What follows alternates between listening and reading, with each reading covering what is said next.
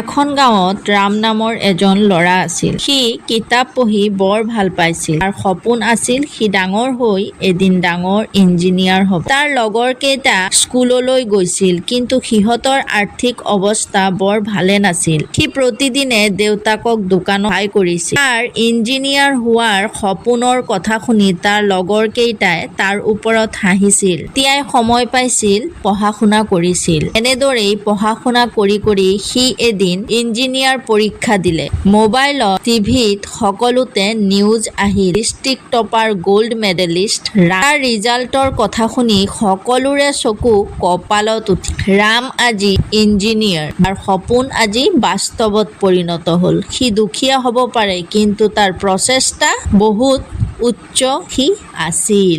আমি ইয়াৰ পৰা এইটোৱে শিকিব পাৰোঁ যে কেতিয়াও হাৰ মানিব নালাগে। Never give up.